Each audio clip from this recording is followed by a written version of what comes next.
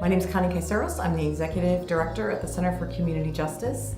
This agency has been practicing restorative justice in Elkhart County for 40 years, since the 70s, late 70s. The original idea came from this belief that we should exist in the state of shalom within right relationships. And so the philosophy just developed from there.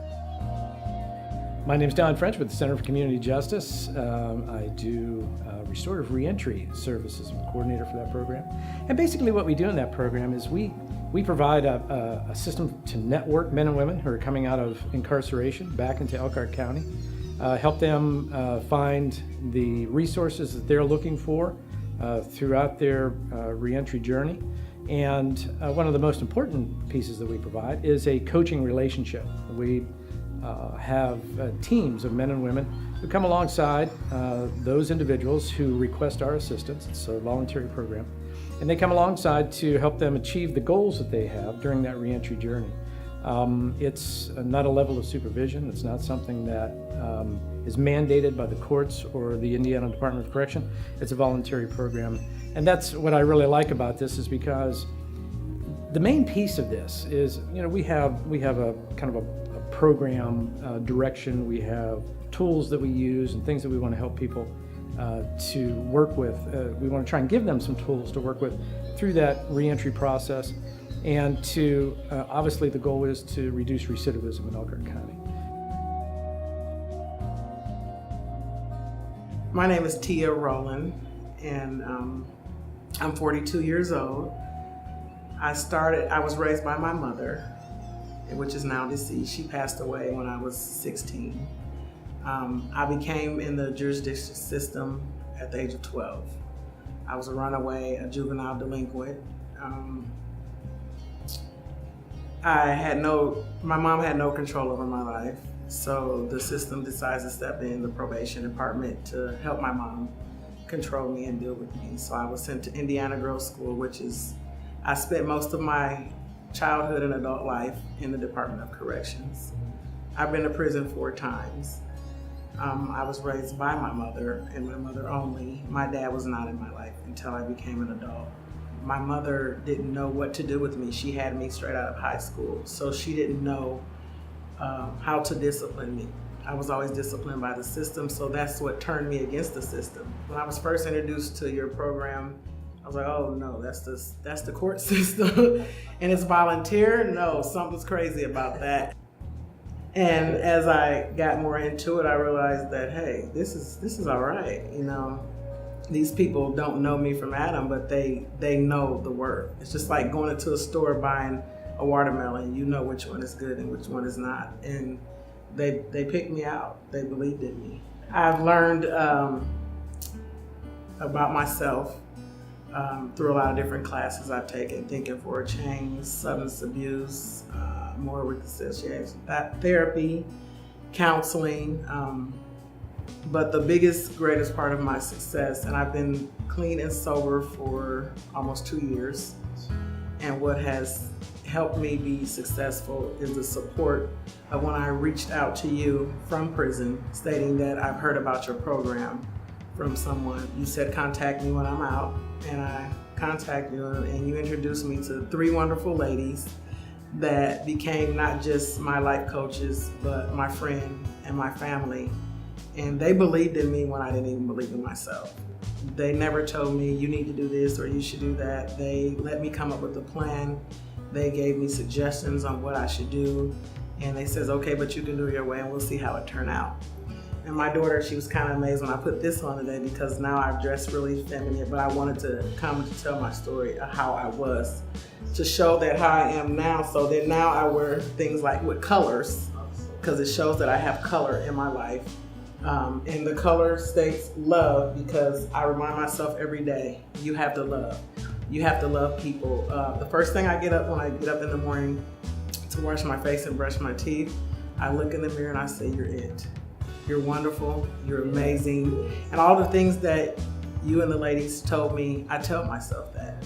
And so I have to encourage myself. And I says, what are you gonna do today, to make an impact on someone's life? You don't have to talk to anybody, just conduct your life productive. I feel great about myself. I feel love. I am love, and I try to treat people the way that y'all have shown me that that person matters regardless of what they did. You know, you don't have to look at their faults. You know, they didn't look at yours. And since then, now I ask God for favor instead of finance. And it works. I've walked into jobs and I get them right away. And they look at who I am and not who I was. I like to explain restorative justice with the thought of a spider web. So if you see a spider web and you tap it, it ricochets throughout, the whole thing bounces. And so the places that closest to your tap feel the most impact, and then those without feel less. If you actually break a connection, you break a relationship between two people, that is felt and weakens the relationships around those two people. And if you don't do anything to fix it, the harm and impact grows exponentially throughout relationships. And that's what our community's like. We all are connected in different ways. And so if we don't address wrongs, then the harms that come from that grow exponentially, just like breaking that thing, the spider web. When we actually take the time to sew that breakage back up, we build stronger relationships. And so the beauty is that through harms, mistakes, wrongdoings, we have the potential to grow and create a safer community. And restorative justice teaches us how to do that by being accountable when we do wrong, by figuring out ways to create safe spaces to address the harm, to be heard, to tell people stories that have been victims, and for those impacted to have a direct voice in what they need to heal from things. And then the person that did the wrong has the opportunity to take direct action to those they've harmed to make things right. I had never known anyone who had ever been arrested before, in jail or in prison. I was like everybody else, and read the paper that when somebody committed a crime, they should just lock them away and never let them out again.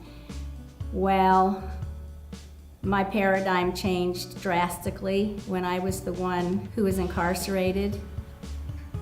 But it doesn't matter how well you do, how successful you are after release, there's always that shadow. It was very scary to go from 21 years of being confined within a certain location and not really knowing anything of the outside world except through TV advertisements or magazines. I didn't have that personal experience. So there was a lot of fear, but yet there was a lot of excitement too, that now I'm going to start a life and be free and enjoy whatever life brings. I had visited my brother and sister-in-law for a week, and my sister-in-law and I went shopping, and I happened to stop at a rack with recipes by the meat department and started picking some recipes out for us, and looked up and she was gone. And I felt like I was a little 3-year-old who lost their mother. I was almost panic-stricken and started going up and down the aisles trying to find her. Those are the kind of things that people don't know about and don't expect. And even I didn't expect it. I didn't know what was going to happen when I was released. I didn't know what to prepare myself for. And if there is one person who can help one person who's been released and just walk beside them and be their support, be their friend, be their guide, listen to them, that would mean the difference between the reentrance failure or success. The support that we're providing is not just support that says, okay, we're gonna be here. We're gonna give you money when you need it. We're gonna give you a place to stay and live. We're gonna give you all these things. And although that might look like support from some perspectives, that's not the support we provide. There are agencies out there that we're able to connect people to, but we're not providing product. We're providing relationship. And in that relationship, somebody has someone that they can talk to, they can be encouraged by, they can be motivated to take the next step toward stability and life outside of criminality. As you've heard with Tia and in Marie's life, those places of support were so hugely important, because many of the people that are coming out of incarceration, especially with ladies, many of them have been self-medicating. They've been living a life that is overrun with trauma. They're coming out of abusive situations, and in that place where they're just trying to survive, they found themselves in criminality, found themselves being arrested, whatever scenario they have. And throughout that time, they've never had anyone who's come alongside and encouraged them and saw what was really in them to help draw that out. And that's why the men and women that we have as volunteers on this program, they function as coaches. That coach is the person who comes and says, you know what, let's look at your strengths, because I can see some things in you maybe you're not seeing. And let's delve into that, and let's pull on those strengths, and let's develop your strengths, because I see some potential in you to really, really do well outside of the system. But it takes encouragement to do that. It takes support to do that, because for someone who feels they're on their own to navigate the system, but then to get out of the criminal justice system and to stay stable in their life is a huge, huge job. So to do that without somebody who's coming alongside of you as that coach, as that person who's helping you stay focused on your goals, and almost that cheerleader that says you can do this, that's what so many people need.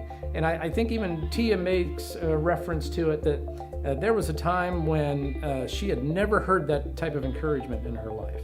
And the ladies who came alongside of her as coaches were the ones who spoke encouragement into her life that she could do it. And that's what refocused her to keep going forward. That's what support looks like, with men and women who are coming through a reentry process, out of incarceration, back into the community. I've never talked with anyone who's coming out of prison who says, I can't wait to get back. But if people go back, then maybe one of those reasons is the support that they needed from people who really cared, from stable, pro-social relationships, wasn't there. And they fell back into old relationships and old habits because nobody was there to encourage them that they were better than that. They could do more than that. And that's what people need. That's what we provide.